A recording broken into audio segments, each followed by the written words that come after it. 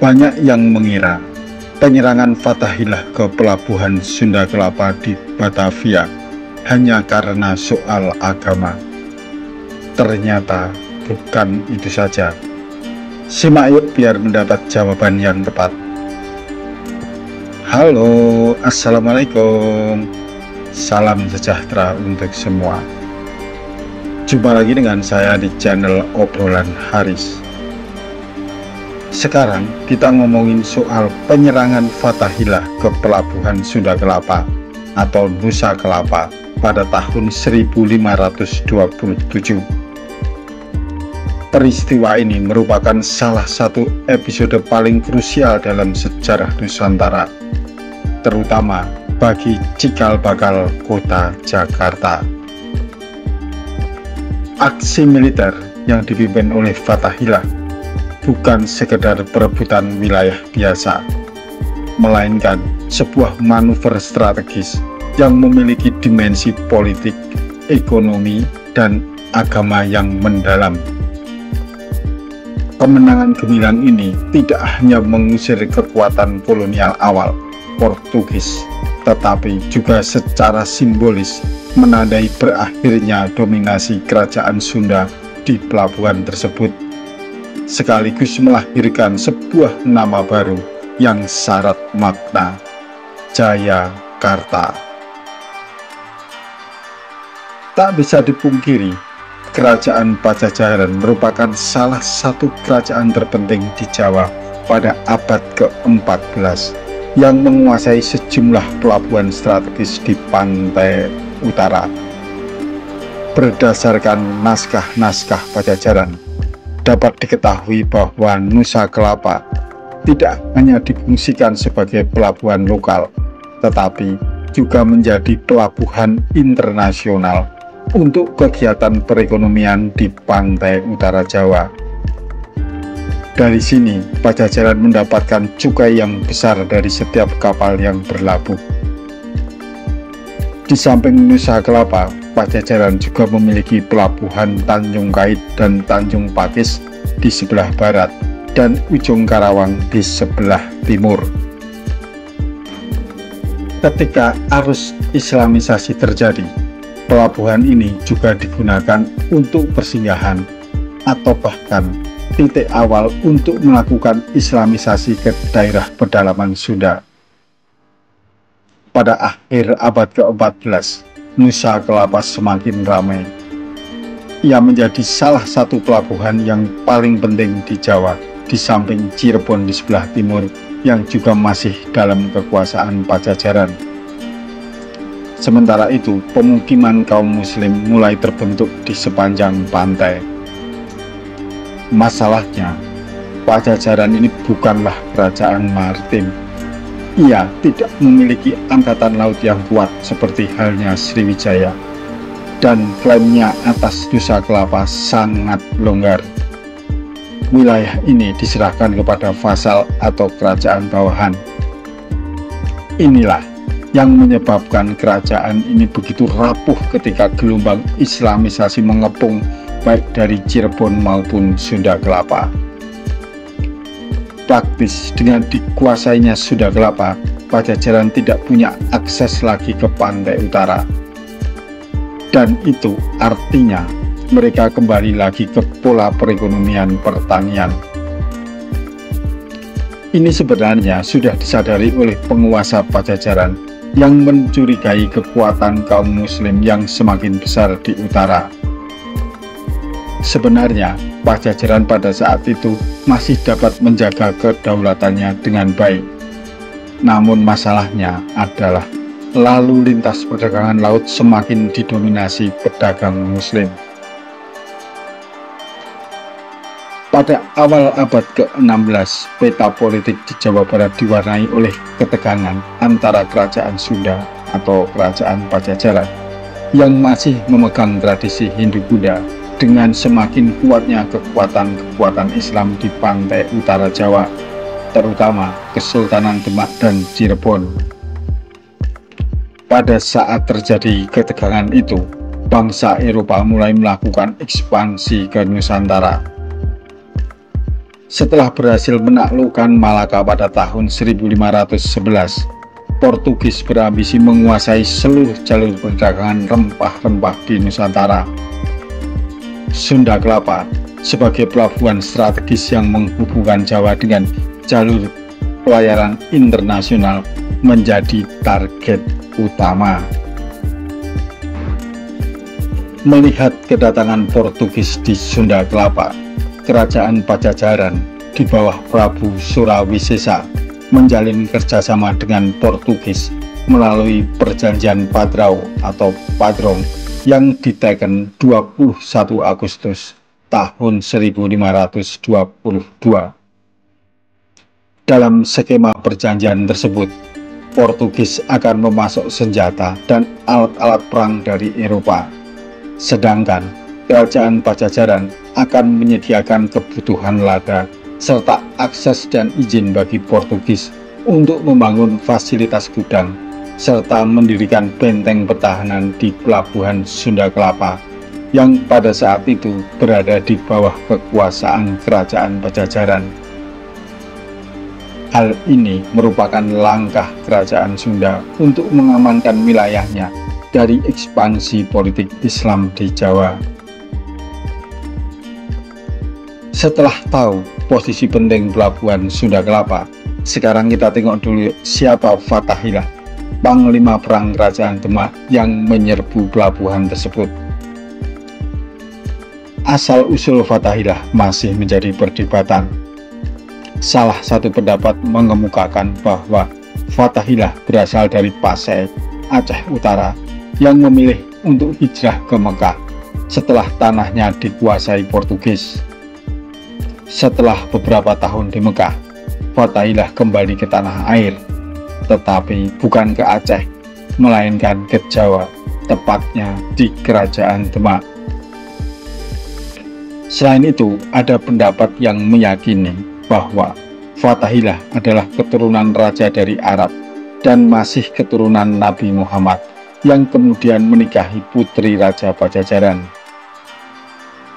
Pendapat lain menyebutkan bahwa Fathahillah lahir pada tahun 1448 dari pasangan Sultan Syarif Abdullah Maulana Huda dan Nyai Roro Santang. Sultan Syarif Abdullah Maulana Huda disebut sebagai pembesar Mesir keturunan Bani Hasyim, sedangkan Nyai Roro Santang adalah putri Raja Pajajaran, Raden Manah Roso. Terlepas dari perdebatan asal-usulnya, Fathahillah diakui sebagai panglima perang yang berhasil mengusir Portugis dari Sunda Kelapa. Para sejarawan berpendapat bahwa Fathahillah menginjakkan kakinya di Jawa sekitar tahun 1525, tepatnya di tanah Sunda. Kedatangannya disambut baik oleh Raja Sunda Prabu Surawisesa yang dikenal oleh Portugis sebagai Raja Samio. Fathahillah melihat adanya perjanjian Padrong antara Kerajaan Sunda dan Portugis merupakan ancaman bagi seluruh wilayah Nusantara, terutama Jawa. Fathahillah kemudian pergi ke Demak dan mengabdikan dirinya kepada Sultan Trenggono, penguasa Kerajaan Demak saat itu.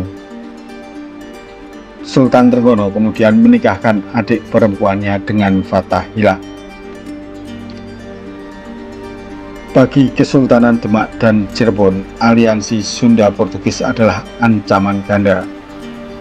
Ancaman terhadap penyebaran agama Islam di Jawa bagian barat dan ancaman terhadap kepentingan ekonomi karena terputusnya jalur perdagangan rempah-rempah yang dikuasai Muslim.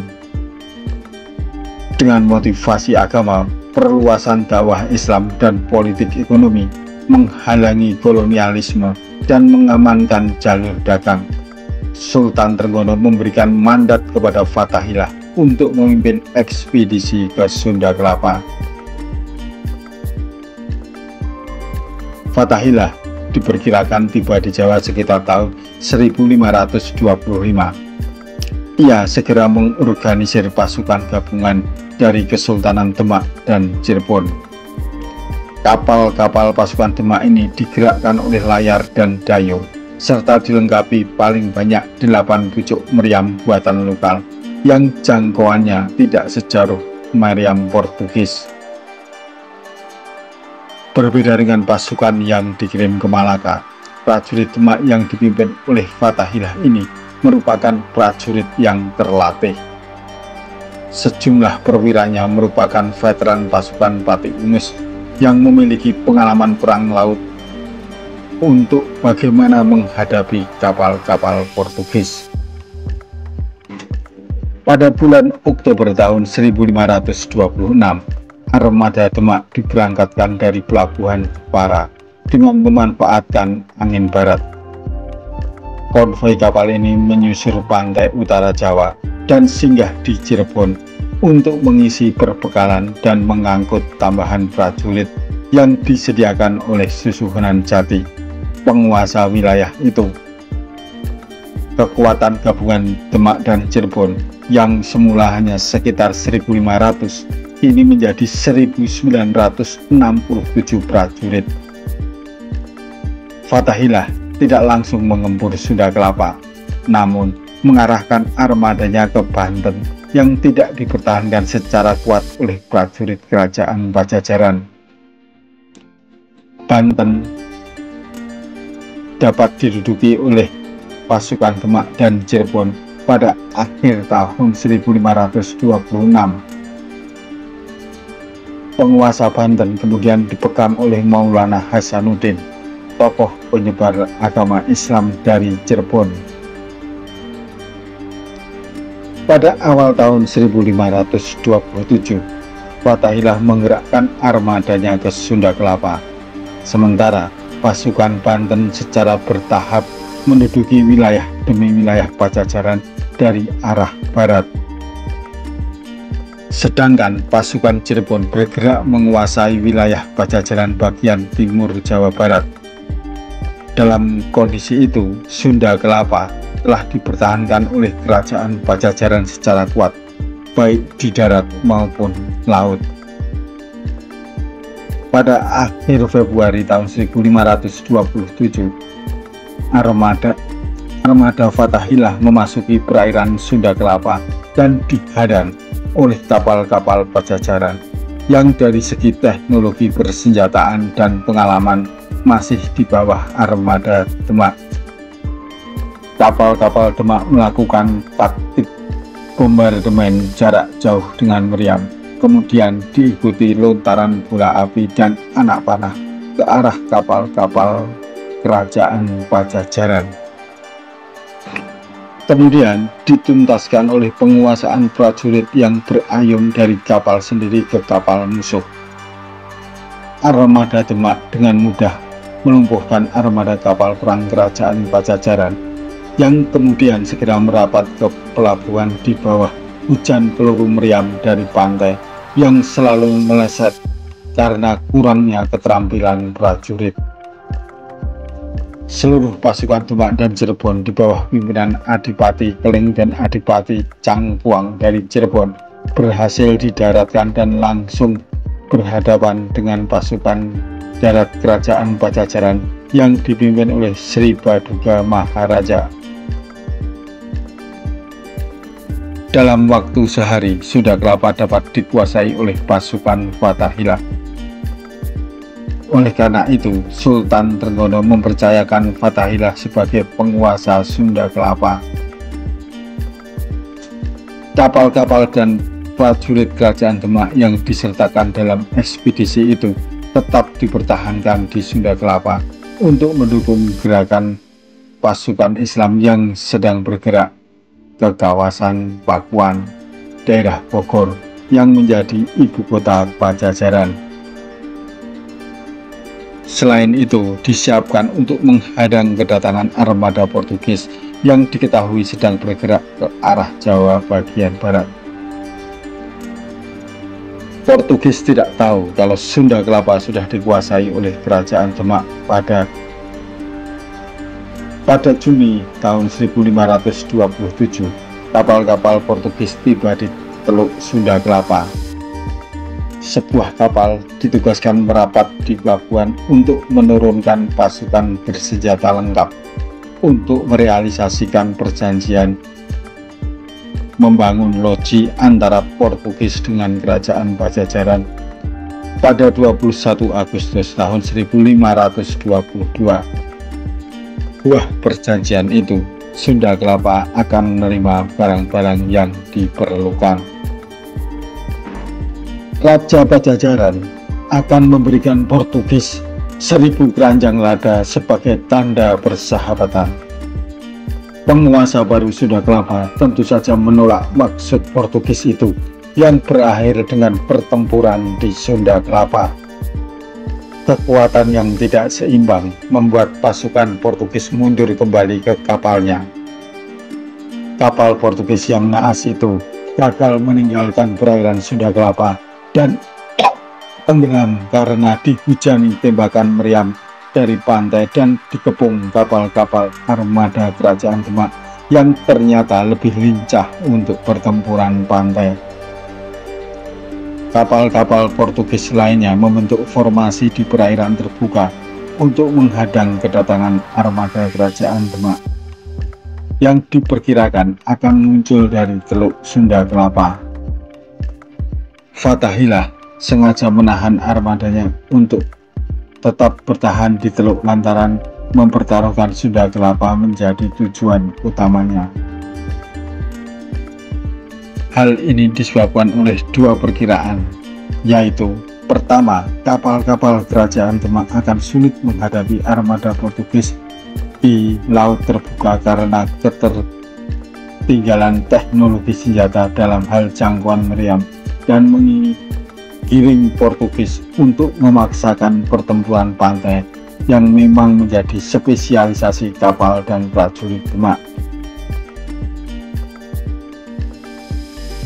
Kedua, pada saat itu sedang terjadi badai di perairan terbuka yang membahayakan pelayaran kapal-kapal Demak karena tonnase dan ukurannya relatif kecil. Dalam suasana yang serba mencekam dan tidak tahu pasti itu, semua kapal perang Portugis mencoba memasuki teluk untuk menghindari badai. Namun, kehadiran kapal itu segera dikepung dan ditenggelamkan oleh kapal-kapal Kerajaan Demak yang mampu mengarahkan meriam dan bola api tepat di lambung dan geladak kapal yang naas itu. 4 kapal Portugis lainnya tidak berani memasuki Teluk Sunda Kelapa dan memilih menghadapi badai. Tenggelamnya 2 kapal ini membuat Francisco de Sá memerintahkan armadanya kembali ke Malaka. Kemenangan pertempuran ini menunjukkan kehebatan pasukan Kerajaan Demak yang dipimpin oleh Fathaillah. Atas kemenangan ini, kemudian Fathaillah diangkat sebagai gubernur di Sunda Kelapa. Untuk memperingati kemenangan armada Kerajaan Demak dalam merebut Sunda Kelapa dari kekuasaan Kerajaan Pajajaran dan mempertahankannya dari Portugis, maka pada tanggal 22 Juni tahun 1527, Fathaillah mengubah nama pelabuhan ini menjadi Kemenangan Mutlak. Fathaillah mengubah nama pelabuhan ini menjadi Jayakarta yang berarti kemenangan mutlak, sehingga tanggal tersebut diperingati sebagai hari jadi kota Jakarta yang sekarang menjadi ibu kota Republik Indonesia. Kemenangan di Pelabuhan Sunda Kelapa ini secara simbolik dan politik menjadikan Jayakarta sebagai wilayah Islam yang diharapkan dapat membantu proses Islamisasi ke pedalaman. Seperti diketahui ya, pedalaman Sunda saat itu masih menganut agama lama Hindu dan Buddha serta animisme dan dinamisme. Demikianlah perjuangan Kerajaan Demak merebut Pelabuhan Sunda Kelapa dari Kerajaan Sunda dan Portugis. Kita akan kembali bertemu di episode berikutnya dengan topik yang berbeda. Sampai jumpa dan wassalamualaikum warahmatullahi wabarakatuh.